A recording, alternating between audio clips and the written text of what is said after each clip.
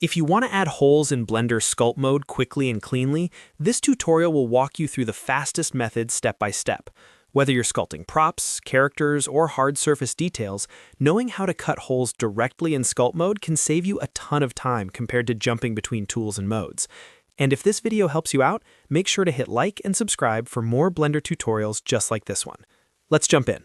First, make sure you're in Sculpt Mode and working on the object you want to modify. On the left toolbar, look for the Trim tools. Select the Lasso Trim tool. If you only click once and it doesn't switch correctly, long press the icon so you can choose Lasso Trim instead of Box Trim. This matters because Lasso Trim gives you much more control over the shape of the hole you want to create. Once Lasso Trim is active, go into the viewport and draw the outline of your hole directly on the surface of the object. Think of it like sketching the exact shape you want removed.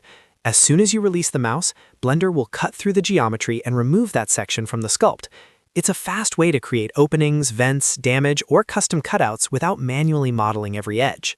If the cut doesn't go all the way through your mesh, look up in the top header and uncheck Front Faces Only.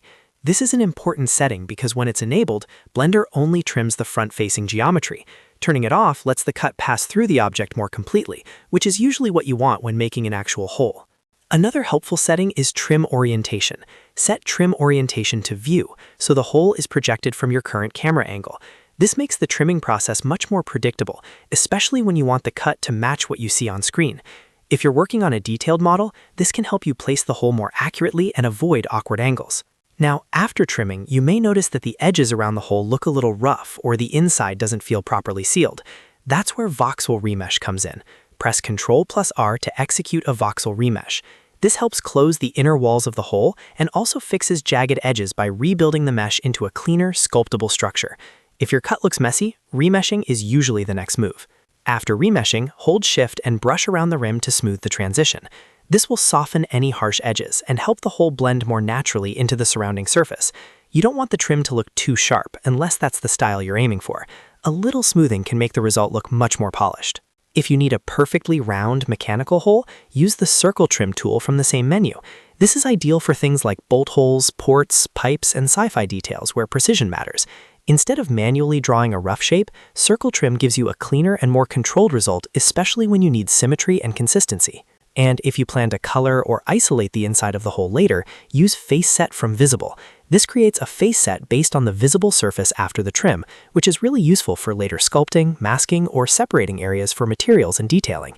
It gives you an easy way to organize your sculpt after making the cut. So the full workflow is simple. Choose Lasso Trim, draw the hole, adjust front faces only if needed, set Trim Orientation to View, remesh with Ctrl+R, smooth the edges, and use Circle Trim or Face Sets when you need more control.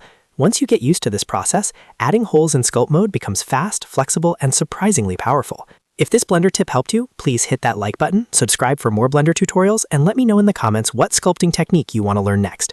Thanks for watching, and I'll see you in the next one.